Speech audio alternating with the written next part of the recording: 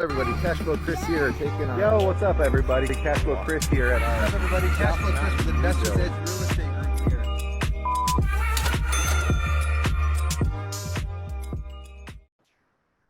All right, everybody, welcome to day 6 of Traction Leveling Up Book Club. Here we are on our very last day. There's not going to be a lot of slideshow for this one. We're gonna breeze through it. And then we are actually going to work on our VTO. So we'll be hitting the pause on the record button so we don't bore everybody. But I really want to dig down and work on implementing these into our businesses. So we're going to go quickly through the slides, and then we're gonna start working it. So let's get started. Okay, we are on chapter 9. Last week we did traction, chapter 8. So chapter 9 is putting it all together. Now that the context is clear, mastery of all 6 key components is within your reach. You're well on your way to achieving 100%. Mastery means that you and your leadership team understand each tool and have implemented them properly. So let's just go back, guys. We started with people, the right people in the right seats. Actually, we started with a vision, our 8 questions, and then we moved to people, we moved to data. From the people, we want to go to data. What are our scorecards? What are our measurables? The process, the documented process of how we do what we do. The Jonathan Mark way, the Kelly Rojas way. And we talked about traction as far as setting our big rocks, setting the meeting pulse, which is key as well.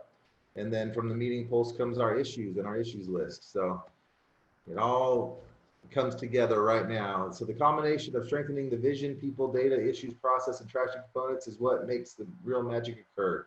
This book started from the premise that whether consciously or unconsciously, successful entrepreneurs have a habit of strengthening 6 components of their business. And to the degree that you can do so yourself, you will build a great organization. Guys, if you ever want to have a real business, what is a business? I've heard a business be defined as a business is something that you can leave for a year, come back, and it's in better condition than when you left. Because that means you have the right people running your business and you have the right processes and systems that are very easy to implement, to follow. So super, super important. We don't want to be solopreneurs. We want to be business owners.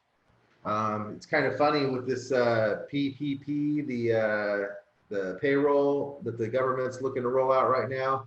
I got a lot of small business people who are really upset because they didn't get money and all these other companies got millions of dollars. Hey, those companies, they hire thousands of people. Thousands of people. How many people are you hiring? How much good, you know what I mean? I'm not to I'm not trying to put down your business because we're all solopreneurs for the most part, but we want to create a business. We're not just trying to create an income. We're not trying to create a high-paying job. We're trying to create a business that we can eventually leave and retire from, right? Anything you learn from now on regarding running and building a great business will fit into this context, the EOS model. Your challenge will be deciding which ones align with the greater good of your company and which ones don't. Always let your core focus, core values, and 10-year target be your guide. So I would also like to put it out there, guys, especially a lot of people who are watching this on YouTube after the fact.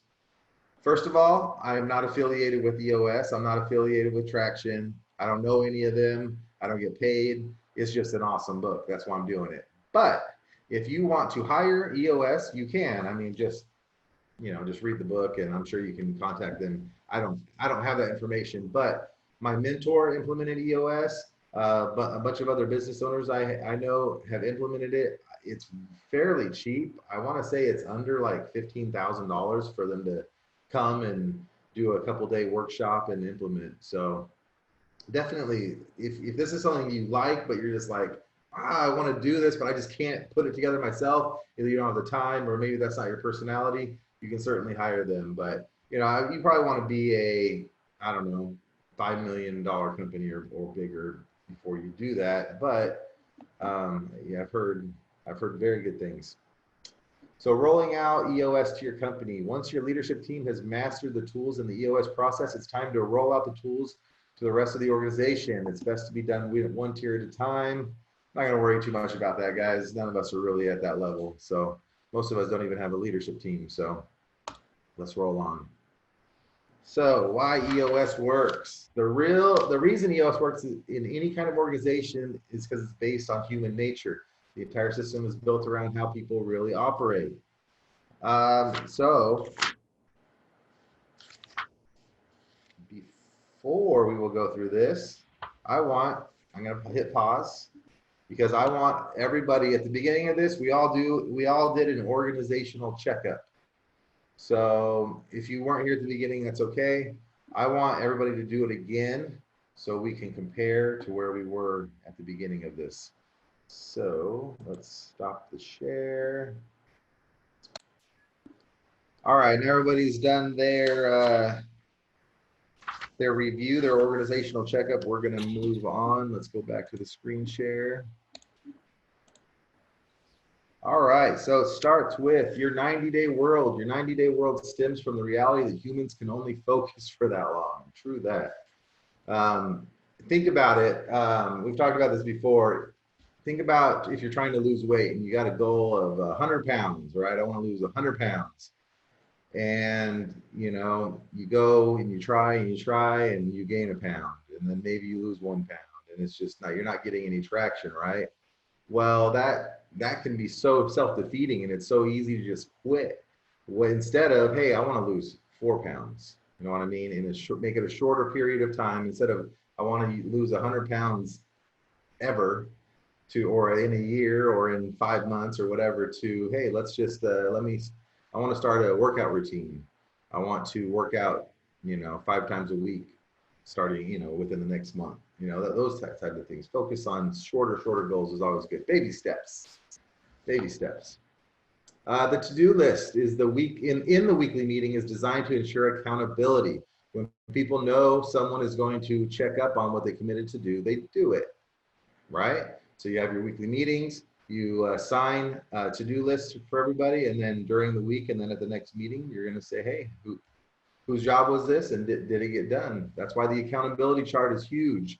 So anytime anything in our company, the rental side, anytime anything happens, like this issue happened, okay, well, whose job is this? Who's accountable for this?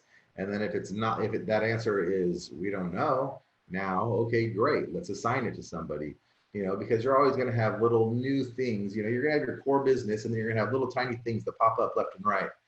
So just assign those as they come along. Okay, well, this is probably something that should be under accounting because of this, or this is a tenant issue, so that's where it's going to be Marge. It's not going to be Eve because Eve works with the investors. Those kind of things. Next, the VTO. I hope everybody filled out their VTO.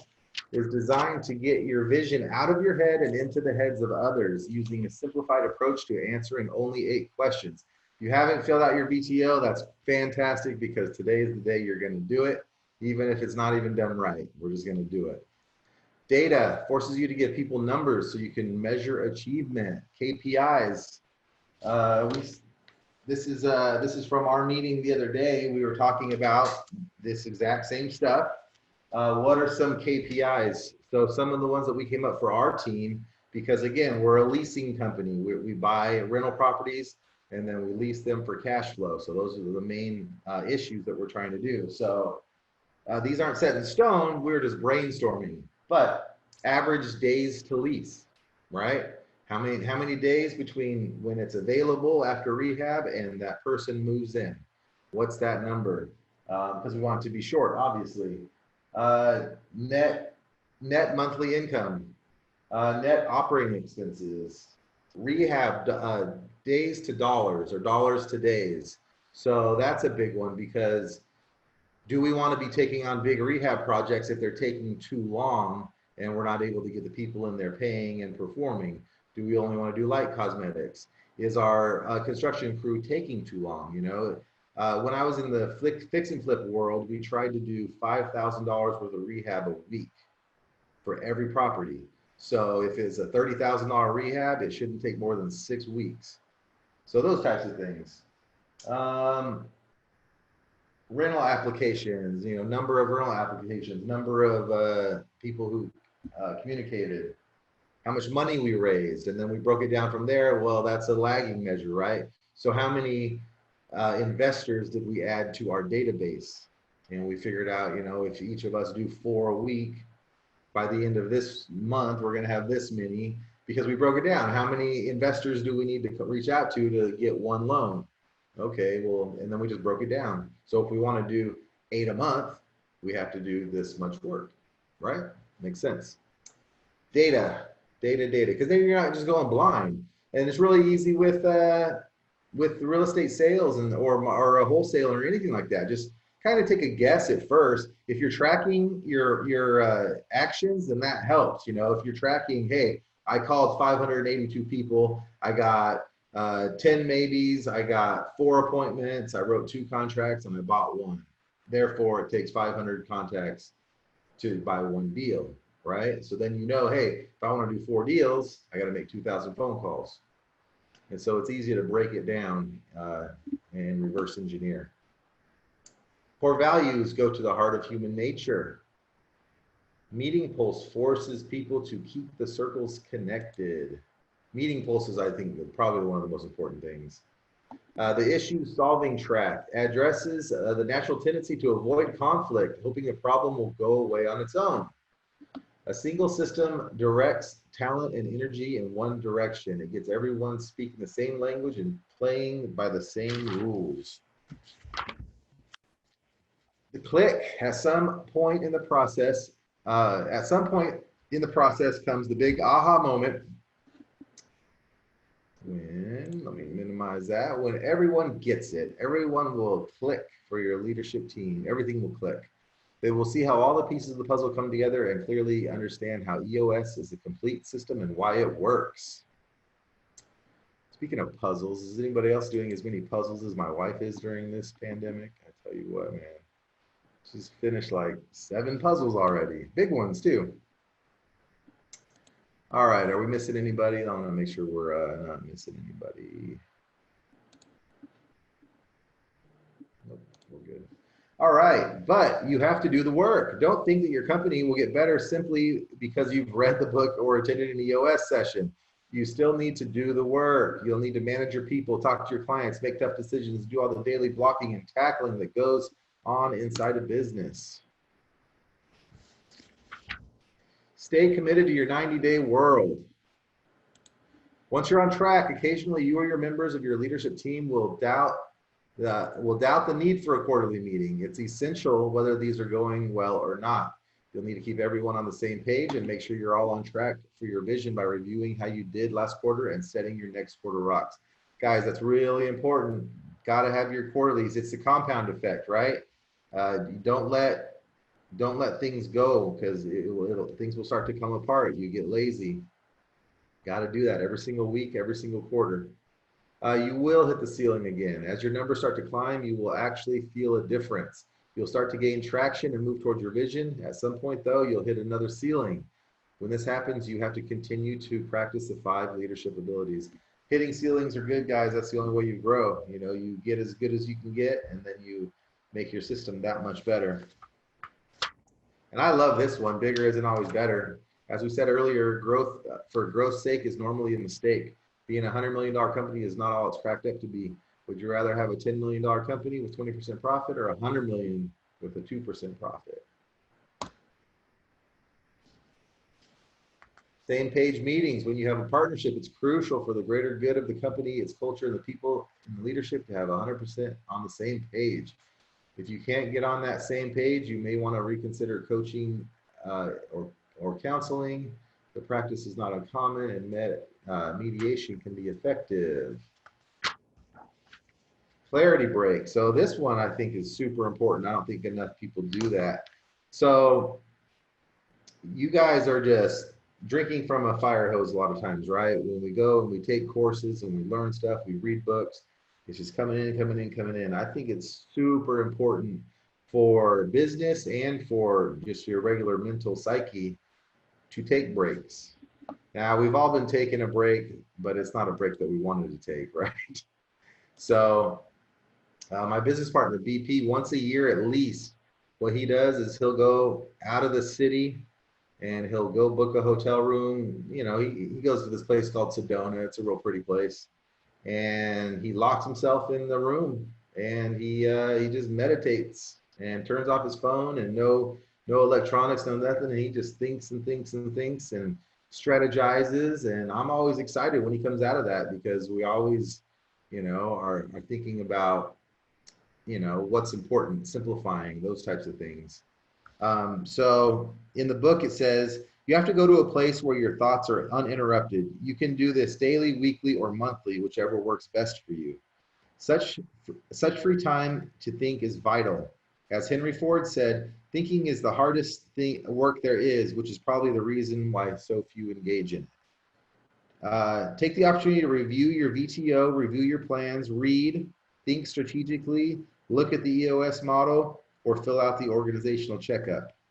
After taking a clarity break, you will come back to the business clear, focused, and confident. You'll solve problems better, you'll be clear with your people, and you'll set a better example. Shiny stuff. When the business is really humming and on track, you may get a little fidgety and start getting distracted by shiny stuff. This mostly happens to visionaries. All right, so we talked about the other day, probably if you're on this call, you're probably a visionary. If you're a visionary, you probably get squirrel syndrome, right? It's like everything looks, oh, what if I do that? What if I do that? Oh, we could implement this. So got to be careful with that. So here are 2 discipline strategies to keep you focused and engaged. First, find a challenge within the business.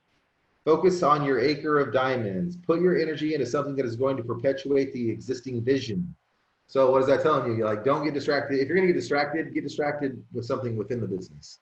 You know, if you're going to, you know, nerd out on something that's going to help the company. Dive into cultural projects that will boost the core values. Experiment with new products. Go interview your top clients and really dig into what's working and what's not working for them. Take employees to lunch and ask them the same kinds of questions. Test current products and services and make sure they're all still relevant. All these activities will get you, keep you stimulated and further the vision of the company. Second, if you're starting to become distracted by shiny stuff that is outside your core focus and your leadership is supportive, then go explore it, right? If you have a team, so you must, however, protect your existing business, making sure the integrator is comfortable with the reduced time commitment. So mind your business, right? If you're going to do that, fine, but mind your business. Lastly, the road to Hana is not about the journey. It is about the journey, not the destination. Anybody gone on the road to Hana? It's awesome. It's so cool. I highly recommend it.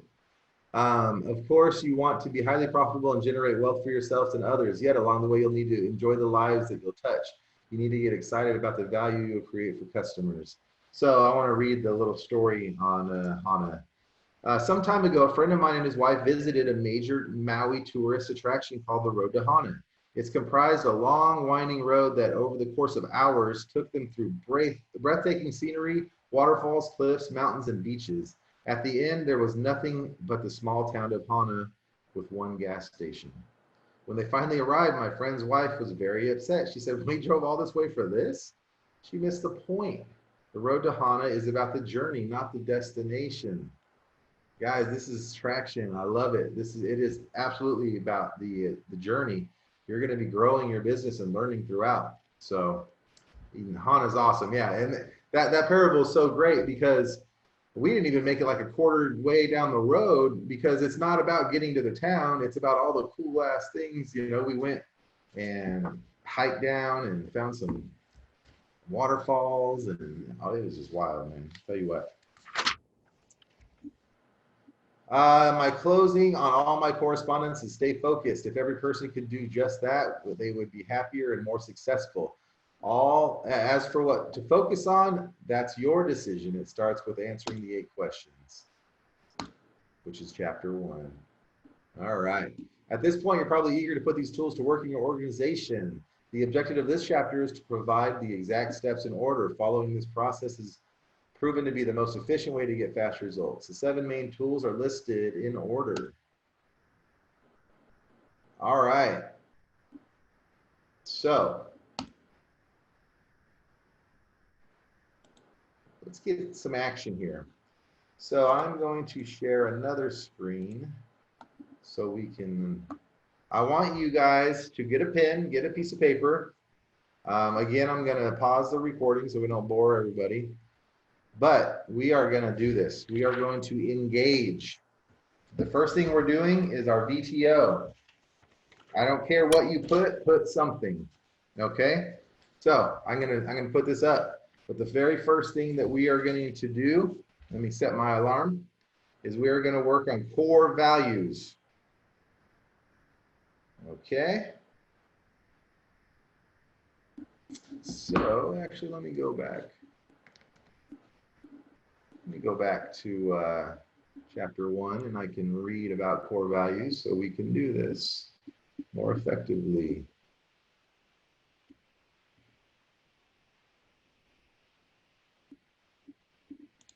All right, core values are a small set of vital and timeless guiding principles for your company. These core values define your culture and who you truly are as people. And clock, timer. Let's go with 2 minutes. Come on, how do I do it? You're still recording. I don't know if you meant to. Okay, yeah. 1 second. Timer, 2 minutes. All right. So let me share the other screen so you guys know what I'm talking about.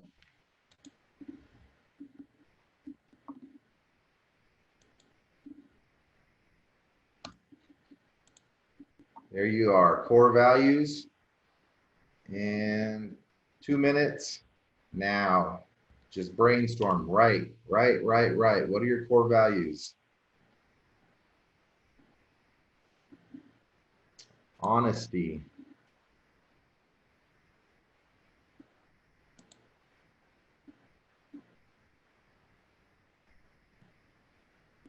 Here, we will always aim to solve every problem.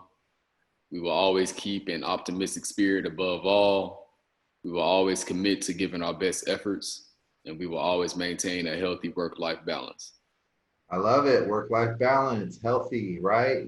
These are words that are going to resonate with your people. And then more importantly, that's who you're going to hire, right? Exactly. I love it. Anybody else? Lucy? I have honesty and integrity, making a difference, and relationships over profit. Relationships over profit. Beautiful. We have collaboration, solution focused, grit, empathetic. Isaiah, I don't want to mess up your name. How do I say your name? Isaiah? Let me know. It's Isai. Isai. Wow, I was way off. Okay. Isai, all right. Isai, thanks for that. Collaboration, solution focus, grit, empathetic. Empathy is huge, right? Stacy, you look like you want to give your input. Sure.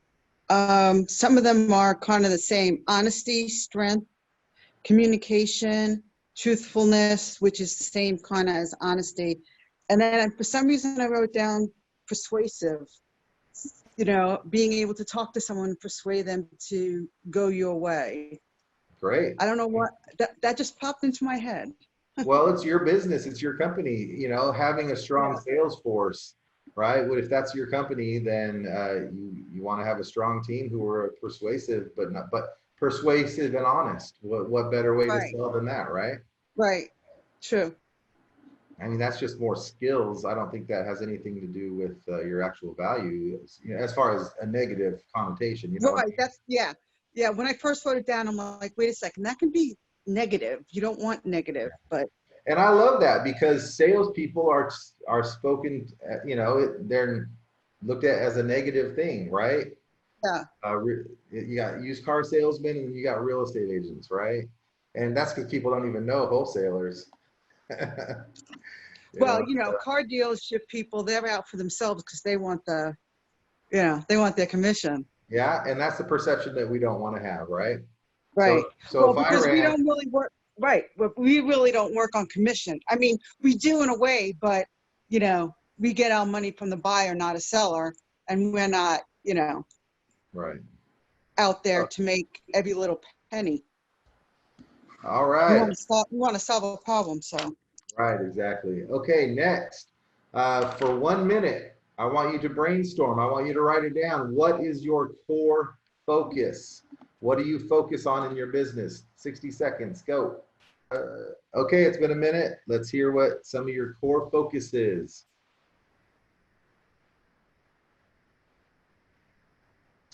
Stacy. Yeah, I just wrote down 2 things, solving problems and serving, because I don't have like a designated action yet, but Okay. those 2 things is what I try to do. Okay. Who else? So my, oh, go ahead. Go ahead, Lucy, then Jonathan. I have to improve quality of life in our community by solving real estate problems. Love it. I love it. Jonathan? Yeah, so for mine, my actual company's name is Victory Lab Realty Investments. So my purpose, I wanted to tie in my company name, and that is replacing pain with victory. Because as a rehabber and landlord, I'm dealing with a lot of pain, and I want to push people to win. My niche is going to be providing beautiful yet affordable homes for renters and buyers. Love it. I have a good friend, his name's Elijah Rubin. A lot of you guys probably know who he is. He focuses so much on helping the client.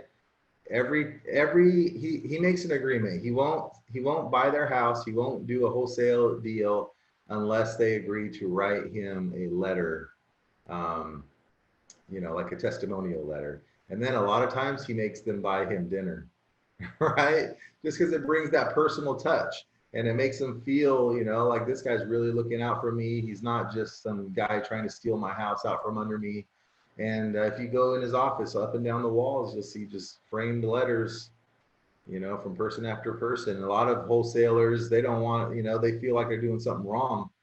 And, when you're not, you're providing a service. Lucy talked about improving her community.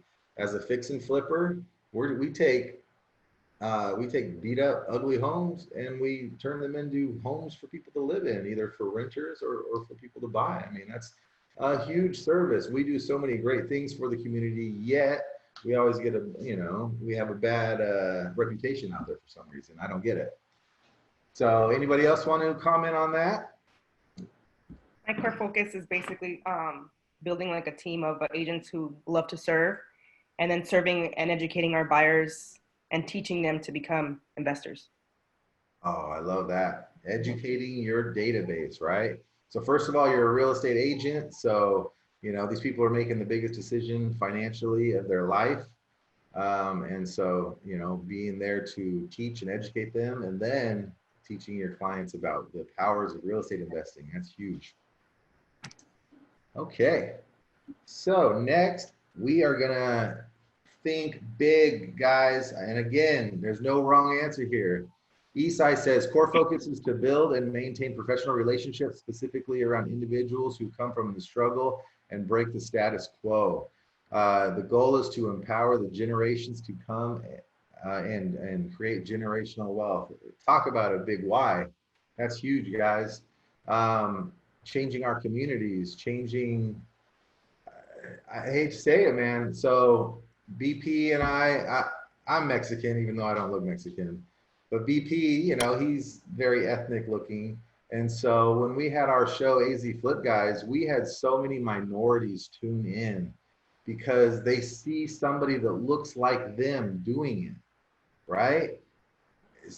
I've been in several business groups and it's 90% white males. There's not enough ladies in the business world. There's not enough minorities in the business world. So I love that, Esai, focusing on building and maintaining those relationships and then helping your community around you and changing expectations, right? I mean, a lot of people grow up in these neighborhoods and they don't even know what we do is possible.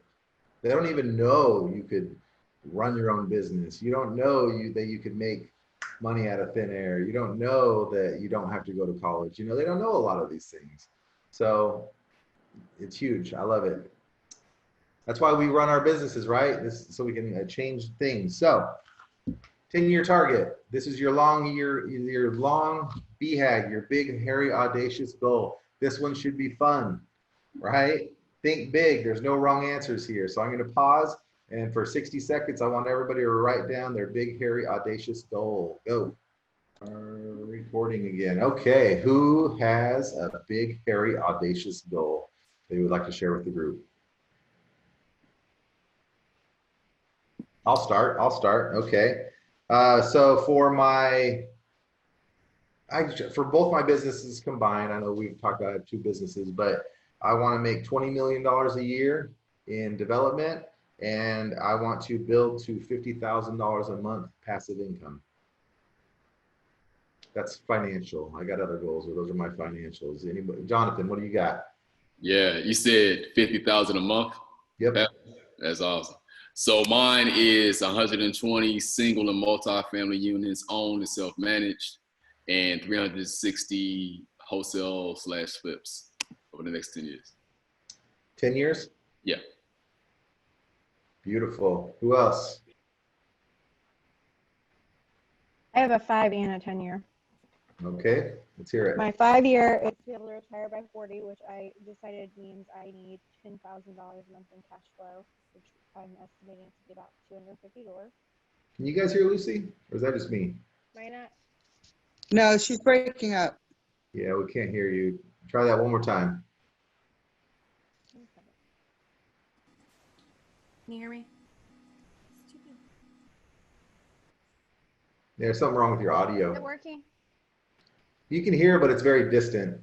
I don't know. Is it working now? Okay, there. I don't know what's wrong with my microphone. Okay, that's better. Go ahead.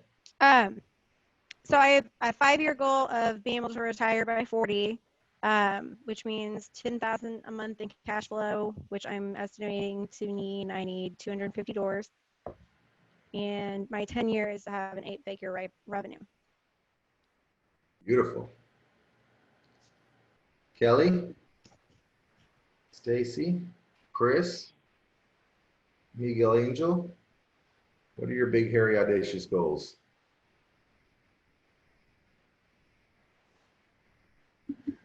All right. I wrote down something different, but from what everyone else is doing, I'm the same thing as Lucy. I want to be making at least 10,000 a month, and have maybe, I don't know. Lucy's right. You need a lot more than 100 doors, so it's probably gonna have to be 250, like Lucy said. Isn't it funny how most people's numbers are 10,000?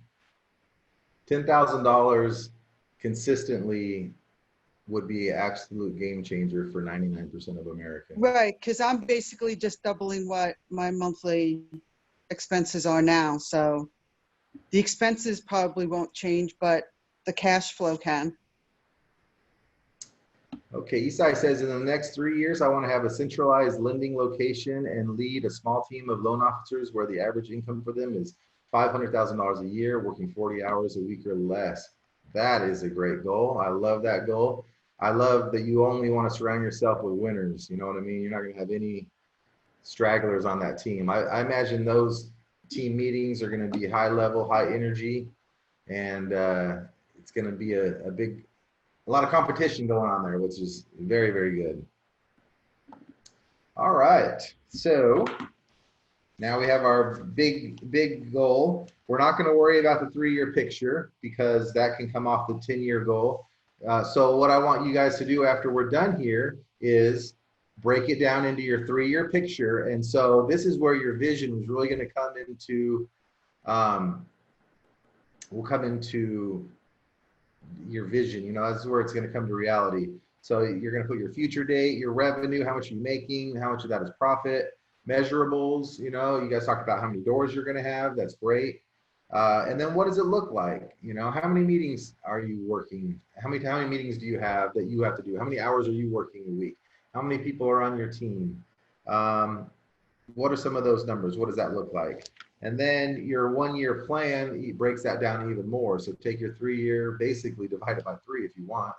And then those are going to come with your big goals. So for example, our measurables in 3 years is going to be 350 doors.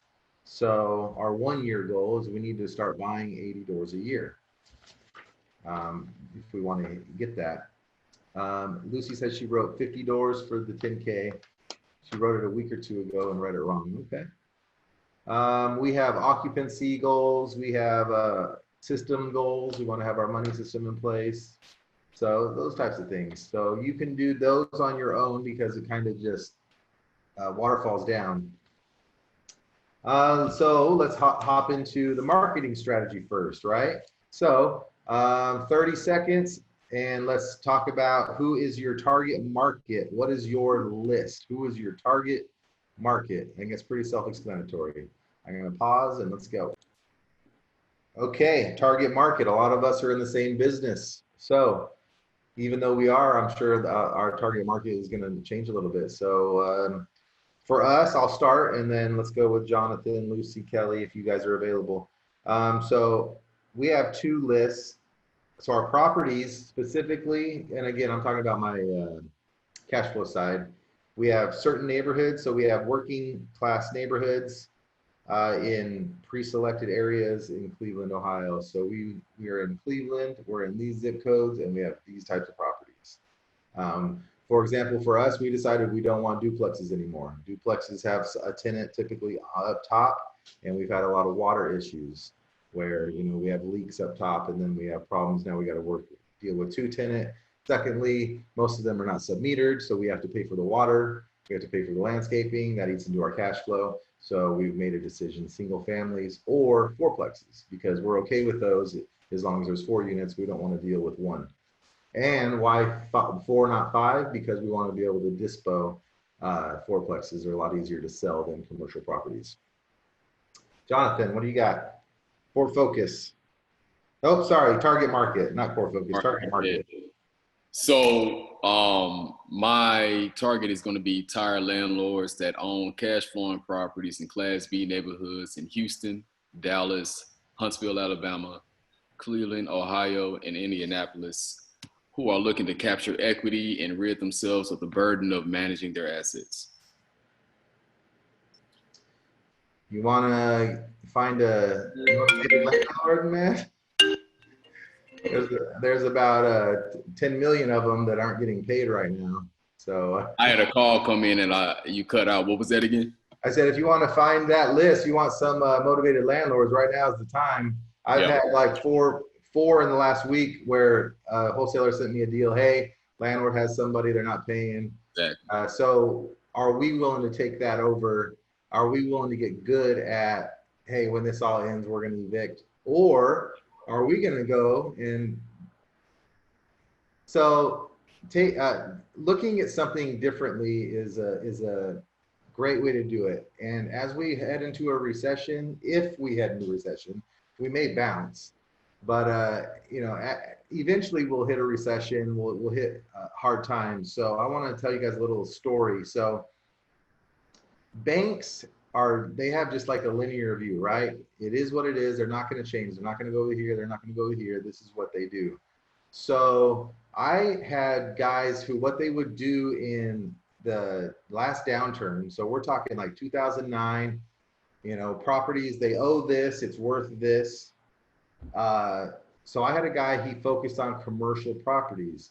So these commercial, you know, these business owners are working with their bank. They're calling their bank, you know, I need help. Because everybody had high payments. They owed a lot. They had high payments, you know, and things were just, everybody was hurting.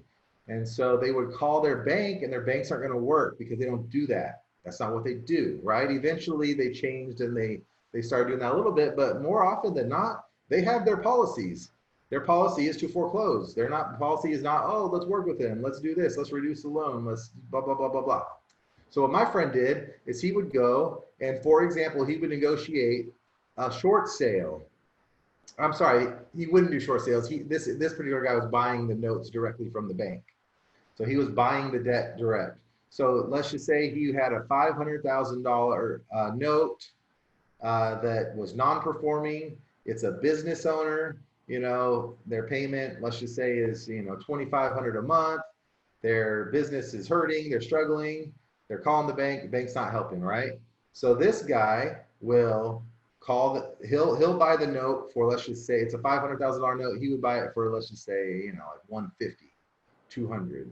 And that was these are very real numbers back then. I mean, banks would dump them, especially if they don't have to foreclose. Just selling the note, yeah, they just get that paper off their books. So he was smart. So he would go back to them. So he would go get it for, let's just say 150. He would go back to the guy and say, hey, you owe 5. Why don't we do this? Why don't we reduce it to 3? Your payment was, $3,000 a month. Let's reduce that to $1,500. And what do you think the business owner is going to say? As long as he can, hell yeah, let's do that. Absolutely. And so he would just renegotiate. And then what happened is the market recovered.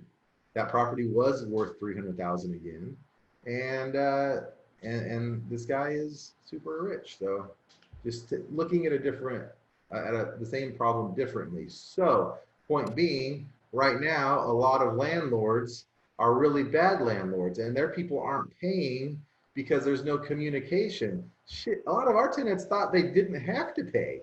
They really believed that because they're getting all this info in. They thought they didn't have to pay. So being ahead of it, letting them know, hey, rent is due. By the way, this, by the way, that. We implemented a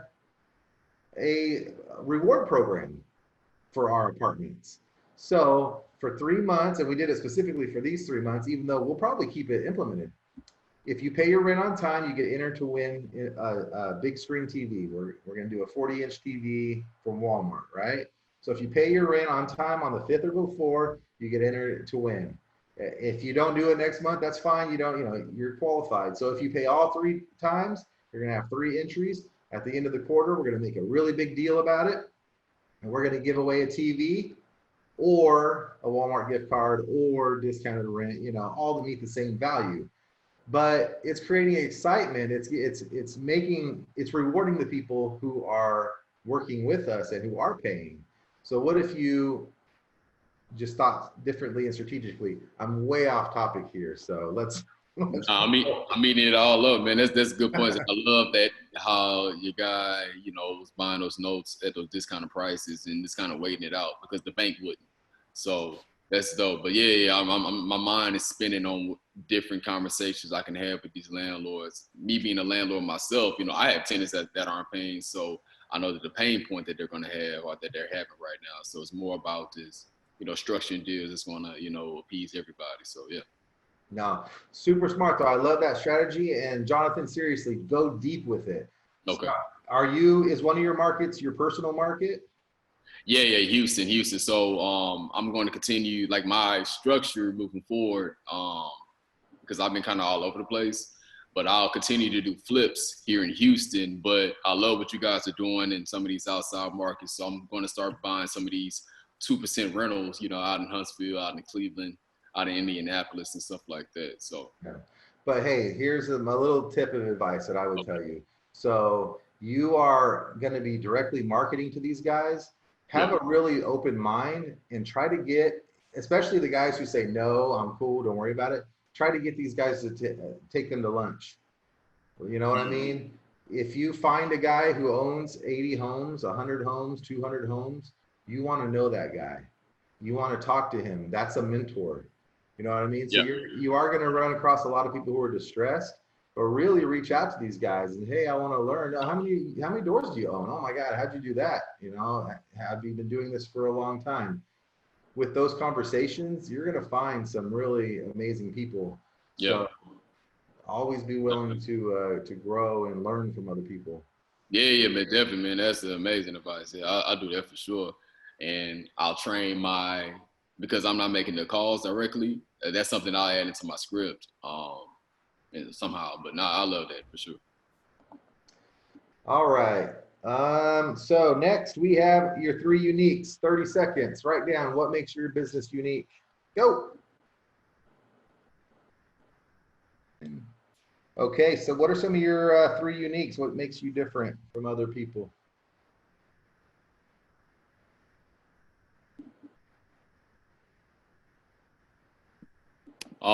Yeah, I'll go. So for me is our creative approach to solving problems. I do sub two, I do graphs, owner financing, lease option, all that fun stuff. So no one trick pony. Rapport and friendship above all. I think that's super important. You know, majority of my deals has come from referrals. So just continue just to get my name out there and building friendship up with my tenants, cash buyers, and homeowners. And then also no empty promises. If I'm going to do something, or if I say I'm going to do something, I'm going to bust my ass to get it done. That's one of ours. We say what we do and we do what we say. Yep. Anybody else want to interject? Personal touch with us. One of our three uniques is we come up with great deals, like fantastic, way under market. Like we provide our investors really good deals. Who'd I cut off? Someone left us talk. All right, that's okay. Guarantee, again, we talked about how that's not vital. You may want to have that. Some people have thrived with a guarantee. We talked about a 3-year picture, then we talked about our rocks. So let's 2 minutes. Let's really brainstorm. What are your quarterly rocks? What are some of the big items that you need to accomplish in your business in the next 90 days? 2 minutes. So I'll start out with some of our rocks that we did for this quarter. So this quarter, one of our apartments, got to refinance it. Number one priority. Create investor plan and implement our investor plan. So we already have the system in place. We just have to implement it. Get the books caught up. Fulfillment and customer service process. And then we had 2 more that we pushed. We had some marketing goals, but we pushed those to the next queue because we want to focus on these other items. What do you guys got? For me directly as an agent, like a local realtor, we used to have quarterly events for all of our, like for referral marketing. So now I have to change that from our like VIP clients. Instead of doing like happy hours, now it has to change to something we can do online for them, or that it can help them online. And then we used to have events for families, you know, to like movie nights, things like that. Now it has to completely change. So that's what I'm working on. Reducing budgets on, you know, on spending where you're not supposed to be spending and applying it elsewhere. Hiring a virtual TC. Nice. Like I need to do. And then updating the database as well. And then also documenting entire system of how I do the things. So not just having checklists, but every single process. I love it. Having it like on Kajabi or some sort of system where somebody can just go online and read the steps. Very good. Jonathan, what do you got? Yeah. So mine's kind of overlapped with hers for sure. Documenting my entire process from, you know, how I flip my properties, how I manage my payment collections for my rentals, to, you know, how I market for homes. So documenting all that over the next 90 days, so I can, you know, eventually start outsourcing all that stuff. Complete my hiring goal. I do plan on hiring 2 VAs. Hired my new cold caller today. Then I'm hiring like my right-hand person, my integrator, on Monday. I got interviews for that. Then also my marketing machine. So my systems and my processes. Like I've never been like truly consistent with anything. So I want it to be completely automated. So, you know, I won't hold up my business at all with my lack of focus, and I want it to be completely scalable. So I can start going into different markets. And then also I want to close an additional private lender. I have a goal of raising 300,000 by the end of this year. So continuing to aim towards that. Very good. Lucy says, contact sellers on my new list, create solid, sustainable seller follow-up system. Love it. Create sustainable buyer data, organization and follow-up system, add core values to website. I love it. Yeah, I mean, especially just digging into this and learning it, like we should all have a lot of rocks that we need to do and a lot of, you know, so prioritize and push everything off to the next quarter. Systematization is going to be big, you know, creating those and then implementing. Do you have anything, Stacy? I have connect with more buyers to add to my buyers list.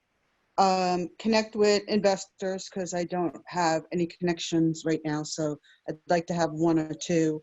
3 would be nice. So 1 a month. I think that is fair for someone that doesn't have one yet. I want to find a project that I can invest in myself so that I can get cash flow.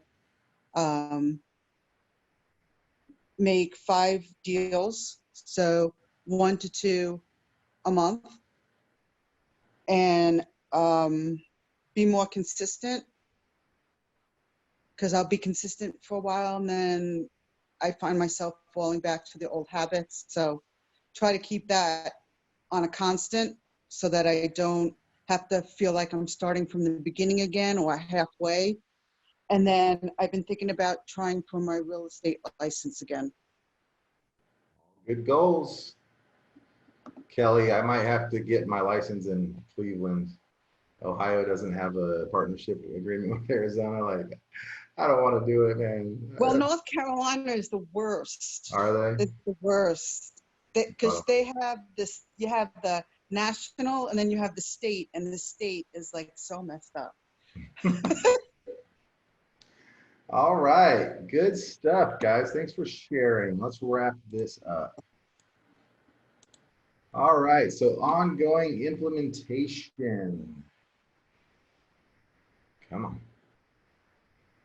There we go. Once the above 7 main tools are implemented, along with the additional 12 supported tools, it's important to know what ongoing implementation, reinforcement, and management looks like, because getting your head around all the tools at once is a lot. It can get overwhelming, as I'm sure you guys are feeling overwhelmed right now.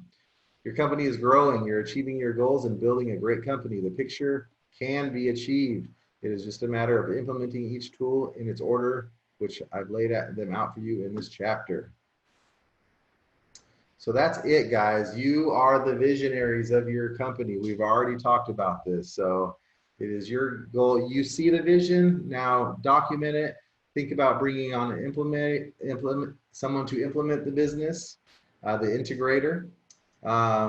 It could be big for you. It could help you grow. But again, partnerships aren't for everybody. So yeah, I hope you enjoyed. Just to let you guys know, we do offer a couple things. So we have our mastermind group. We bring people in quarterly. So it's a leveling up mastermind. The one that we're opening right now, you need to be in Phoenix because it's all local people. But we may be opening that up later. The book club, you're all members, so I appreciate that. And then also we have Leveling Up Virtual Solutions. That's a company that I own with my business partner, Jordan, who's usually here. They're out in the Philippines and they have really, really bad internet issues right now. But once that's fixed, if you guys need virtual assistants, let me know. We start at $6 an hour. They work for a lot of real estate people. If you need referrals to other people as well, I can help with that. We have referrals for cold callers or people just to do that type of stuff. And then we can help with just about anything. We're mainly focused on admin. If you need something like video production, stuff like that, we may be able to help you. We're working on growing that side of the business again. But that's what we got. So I appreciate all you guys coming. I tell you what, it is not fun doing this with nobody here.